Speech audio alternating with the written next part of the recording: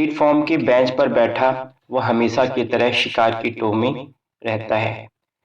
एक ट्रेन आकर गुजरती है, तभी एक लड़की आकर पीछे से उसका कुर्ता हिलाती है। वह पीछे मुड़कर देखता है तो उसे शकीना दिखाई देती है। शकीना, तू यहाँ क्या कर रही है? काका, मुझे प्यास लगी है। फिर वो उसे गौर से देखता है। यह शकीना नहीं, कोई और लड़की होती है। वह उससे उसका नाम पूछता है। मेरा नाम ज्योति है। लड़की की उम्र लगभग 5 साल की होती है।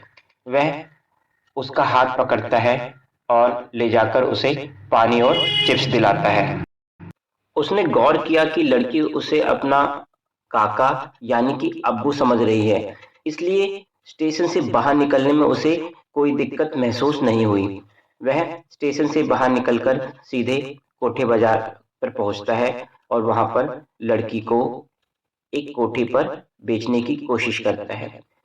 कोठे की मालकिन लड़की के कम दाम लगाती है, तो वो कहता है कि देखो कितनी चमक है इसमें, मैं इसके और पैसे लूंगा। भाव तोल होने के बाद वह उस लड़की को वहां छोड़ने लगता है। तब वह लड़की कहती है, काका, आप मुझे छोड़ के कहाँ जाते हैं? मैं आपके बिना कैसे रहूंगी? लड़की की यह बात सुनकर एक बार वह रुक जाता है। उसके दिल में कुछ हलचल होती है, मगर फिर वह अपना दिल कड़ा करके वहां से निकल जाता है। रफीक एक पेशेवर दलाल था जो स्टेशन पर छूट गई बच्चियों को पकड़कर कोठे पर बेच दिया करता था। इस धंधे से उसकी अच्छी खासी आमदनी हो जाती थी और उसने अच्छी खासी संपत्ति भी इकट्ठी कर ली थी। पर इस रोज उसके साथ ऐसा कुछ होगा उसने कभी सोचा भी ना था।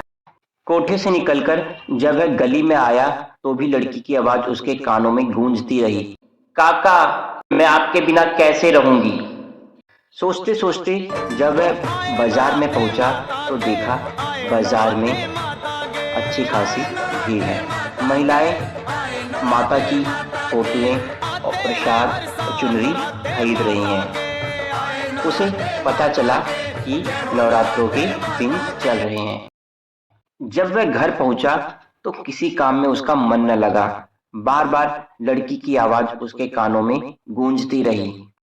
बेगम जैनब ने कहा कि आज आपकी तबीयत नासाज लग रही है, तो वह कुछ न बोला। बच्चों ने जब आकर उससे पूछा कि अब्बू हमारे लिए क्या लाए, तो उसने उन्हें झिड़क दिया। ज्योति को बेचने से जो पैसे मिले वो अब भी उसके कुर्ते में थे। उसने कुर्ते से पैसे निकाले और उसे गिनने लगा। पड़ोस में भजन चल रहा था। भक्तों को दर्शन दे गई रे एक छोटी सी कन्या।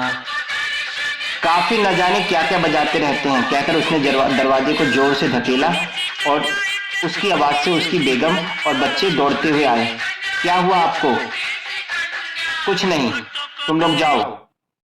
रात में जब जब उसने आंख बंद करने की कोशिश की, ज्योति का चेहरा उसे दिखाई देता। जब वह आंख खोलता तो ज्योति की आवाज उसके कानों में गूंजने लगती। उसे कुछ समझ में नहीं आया।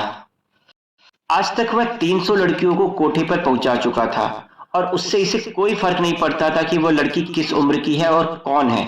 पर आज उसे न जाने क्या हुआ है। आधी रात में जब पत्नी उसके पास आई और उसके माथे पर हाथ फेरा तो वह रोने लगा। बोला, मुझसे बहुत बड़ी गलती हो गई। मैंने न जाने कितनी लड़कियों की जिंदगी बर्बाद कर दी। ऐसा लगता है यह ज्योति मेरी बेटी है। मुझे इस पाप के अंधेरे से बाहर निकालने के लिए ही ये मेरी जिंदगी में आई है। मैं कल ही जाकर इसे वापस ले आऊंगा। सुबह उठते ही वह कोठी पर पहुंचा और कोठे की मालकिन से बोला कि मुझसे गलती हो गई, मुझे ज्योति को वापस कर दो। जो पैसे तुमने दिए हैं वह पैसे मुझसे ले लो। रफीक, तुम तो इस धंधे के पुराने उस्ताद हो।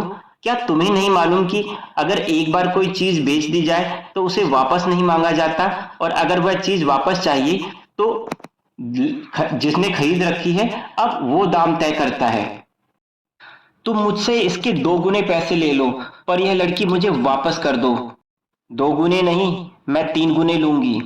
ठीक है, लेकिन ज्योति को तो लाओ। ये लो पैसे, कह के रफीक उसके सामने पैसे डाल देता है। जैसे ही ज्योति रफीक को देखती है वो कहती है, आप कहाँ गए थे?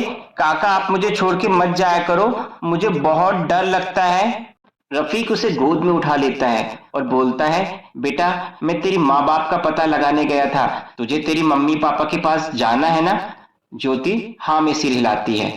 रफीक ज्योति को लेकर अतुल शर्मा नाम की एक समाज सेविका के पास जाता है। समाज सेविका महिला का एक एनजीओ होता है जो वेश्यावृत्ति में फंसी महिलाओं और बच्चियों की मदद करता है, उन्हें उनके परिवार वालों से मिलाने का काम किया करता है। वह समाज सेविका से कहता है कि मैडम, मुझे यह लड़की रेलवे स्टेशन पर मिली थी, मैं इसे कोठे पर बेच आया था, पर बाद में मुझे अपनी गलती का एहसास हुआ, मैं प्रायश्चित करना चाहता हूँ, कृपया आप इसे इसके माँ बाप से मिलवा दें।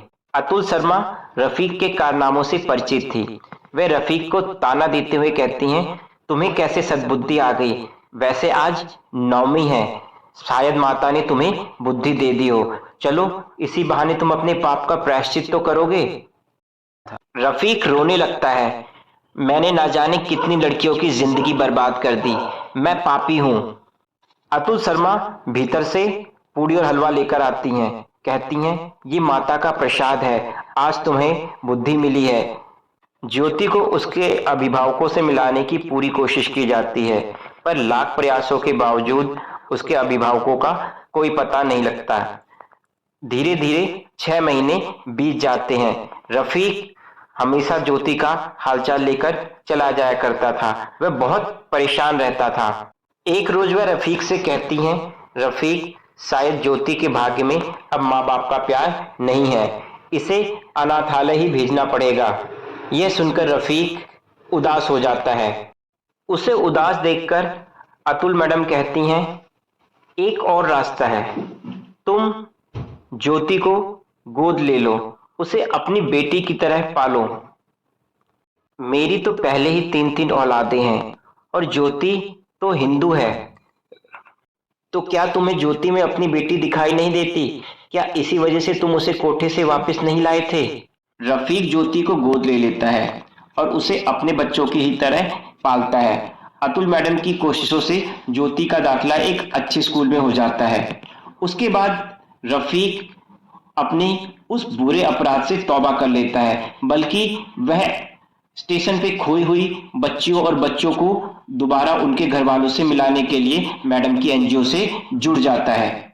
मुस्लिम होने के बावजूद रफीक या उसके परिवार के अन्य सदस्य उस पर अपनी धार्मिक मान्यताएं लादने की कोशिश नहीं करते।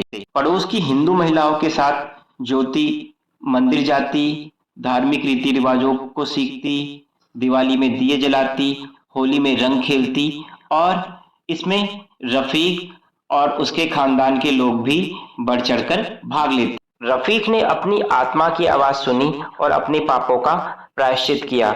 इसी का परिणाम था कि उसके बेटे आगे जाकर वकील, डॉक्टर बने, बड़ी बेटी शकीना कॉलेज में लेक्चरर बनी, जबकि ज्योति, जिसने कि सिर्फ कॉलेज तक पढ़ाई की, उसने अपनी पसंद से हिंदू धर्म के एक लड़के से शादी कर ली। जब रफीक मरणशैया पे था तो ज्योति और बाकी सभी बच्चे रफीक के आसपास थे।